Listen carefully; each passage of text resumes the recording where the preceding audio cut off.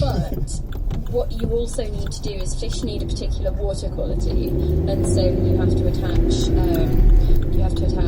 filters, and there are other different types of protein skimming things or UV purification type stuff that will help you with that.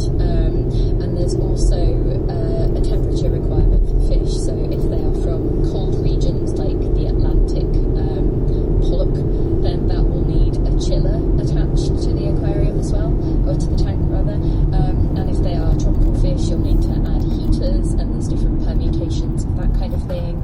And a little while into the game, you can unlock a pump which connects to the aquarium from further away, so you can start hiding all of this ugly maintenance equipment behind a wall so that the visitors don't see it and get annoyed. There's also, once you've put some fish in the tank, there's only a certain amount of space that only a certain amount of fish or size of fish that the tank will support, any given size of tank. And you also need to take into account the fish's preferences. So for example, some fish shoal, and so they will get really sad and start to languish and die if they do not have multiples of the same kind. Or there are also ones that really hate being with other fish, either in their genus or their specific species.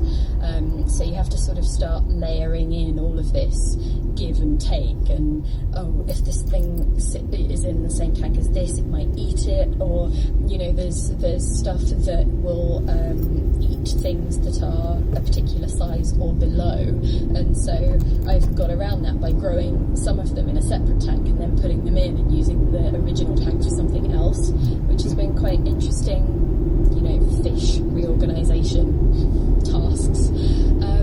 And each of the fish will have a decor requirement, or habitat rather, I think you'd probably say.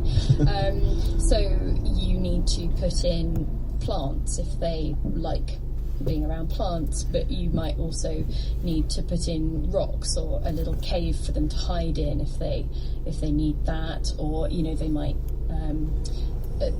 they have food requirements as well, so there are things, you need to put food bins nearby so that the staff can come and feed them. So there's all of that side of things, and so some of the reason that there's quite a lot of kelp is that it was an efficient way of upping the plant stat in some of my earlier aquariums, but also as an aesthetic thing, it's the only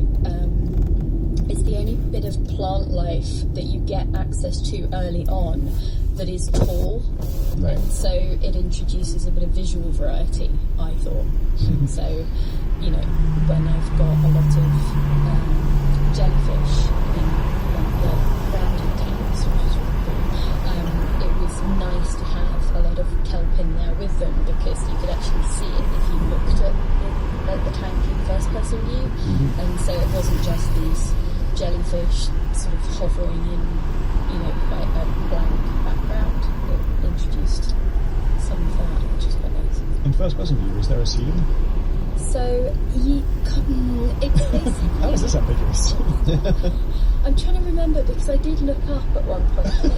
Players can't look up. So it's not as if you are in a room, but there is a kind of sky effect. So it's, wow. So it's not as if you are in an enclosed space exactly, but it doesn't feel like the ceiling just goes on forever. It does feel like there is some kind of surface above you, but I can't remember. It's quite abstract, isn't it? Yeah. Is it scenario based? Are you building specific aquariums to meet challenges?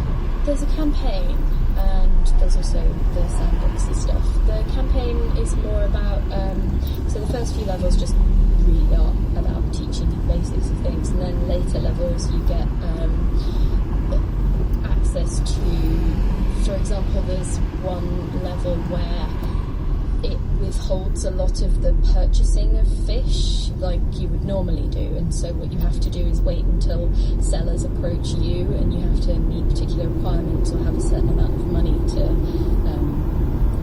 actually get the fish that will then